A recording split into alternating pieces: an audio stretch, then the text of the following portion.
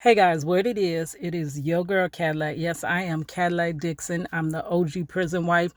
I'm the legally blind artist that is rapping and painting for justice, hoping to see justice before all face to black. Yeah, hiss your girl Cadillac.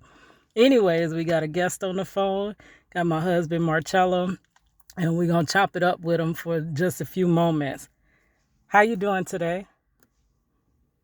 I'm doing good, but it always depends on how you doing. You always say that. You know I be going through it all the time. Any Yeah, we both going through it. yeah. Anyways, we were talking earlier about a quote. I was watching a video. So let me read the quote real quick and then you actually wanted to elaborate on it. Okay, so the quote says, "Forget about the good times you had with your fake family members. Forget about those times that you had with your so called friends. Bad times reveal the real." And this is a YouTuber called Jordan the Chosen. So you wanted to elaborate on that because I was saying that when I heard him say that, I'm like, dang, he just keep on saying that fake family, and that just Yeah, stood out to me. because I got a cousin named Dave, right? He's one of my favorite cousins, and everybody used to wonder why he act the way he do towards the family, like with the anger and all that. And I never really understood it myself until I ended up in his shoes. What I mean by that is like when he was in prison, nobody reached out to him. Nobody even checked on his well-being. And when you're in prison, that affects you. So when he got out, no one understood why they think everything supposed to have been all peaches and cream. So now that I've been incarcerated, now I'm starting to see what he went through when he was incarcerated. See, that's one of the ones that anytime I need help, he one of the ones that helped me. He symbolizes real family to me because he done been in this situation. And not everybody that been in this situation turns around to help another family member when they're in this situation. They just forget about it. I got a cousin, a younger cousin who's been incarcerated. I got a brother that's been incarcerated. But it seems like they forgot what it's like to be in here and how you need people. Hmm. Like I'm not gonna say family members. I'm gonna just say relatives because we related by birth. But it's like most of them they don't give a damn about nobody but themselves. Like I mean, for example, my mother. And it's hard to say, I done been through a lot dealing with my mother, but I don't really consider her my mother. I consider her my brother's mother because that seemed to be the only person she cared about. When he was incarcerated, she made sure he never went without. Anything she could do, she could help him. Now that he's free, it's still all about him. And I'm incarcerated. And she still don't reach out.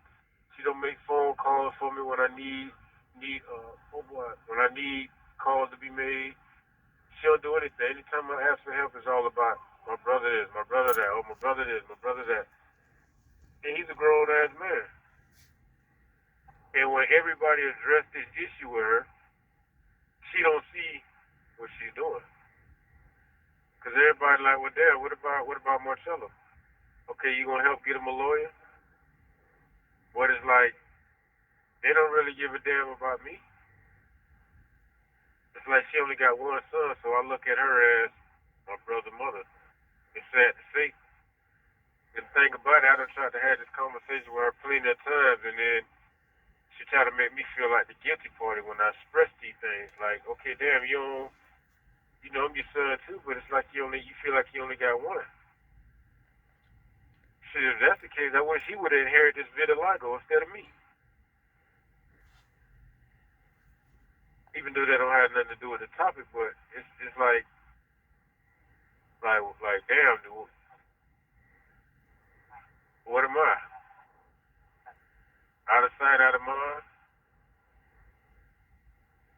I got very few relatives that I consider family because it's like if you're not doing for them, then it's like pretty much fuck you. If you're in a situation where you need them, it's the same thing, pretty much like fuck you.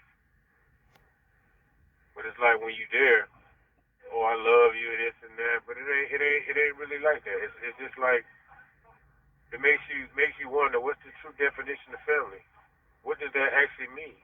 Or love. What is love? Right. What does that actually mean? Because they don't express that. When you love someone, you come together for that cause to help them in their time of need. That helped a lot of people when I was out there in their time of need. I can Yeah. count the family members on one hand that I have asked for help, some form of help, and they helped me. I count them on one hand. And I got a lot of relatives, so that says a lot right there. But Mm-hmm. it hurts more when your own mother, your own brother, won't do a damn thing for you because all they care about is themselves.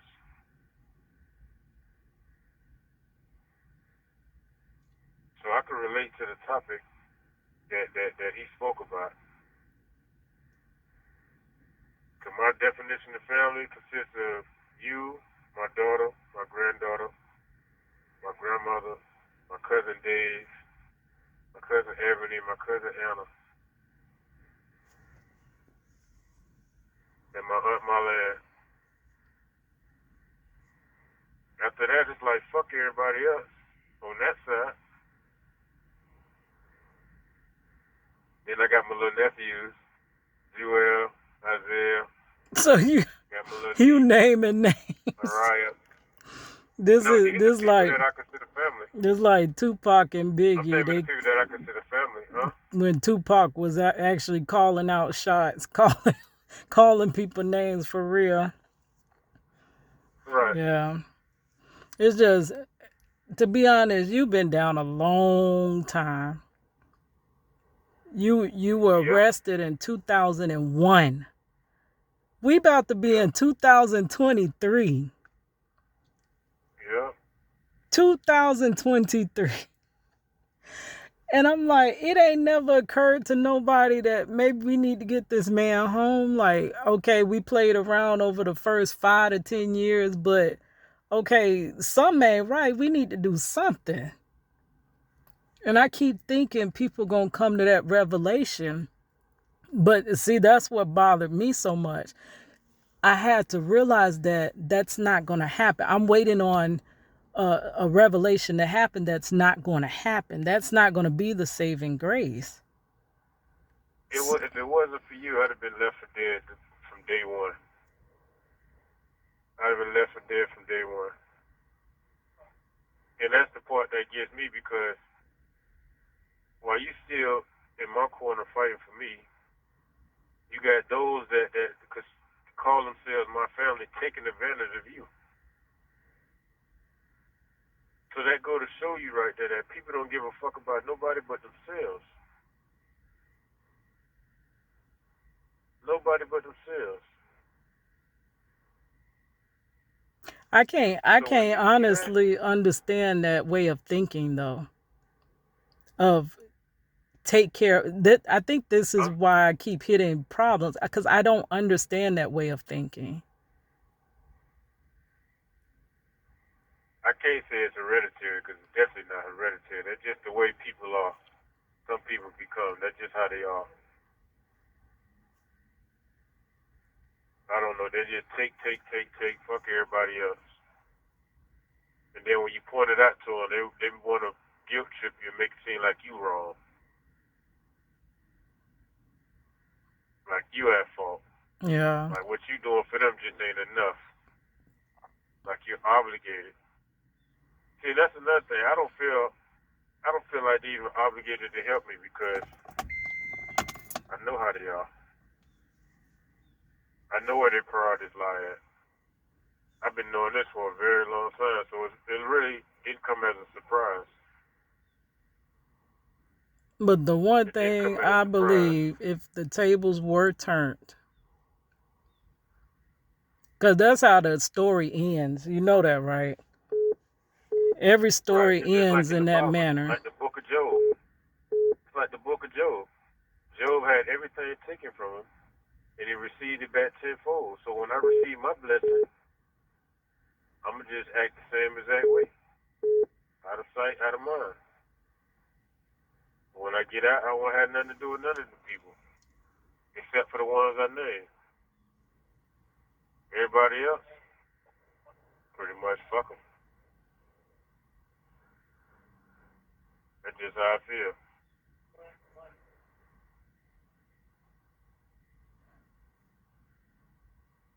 I So, don't want to reconcile none of that.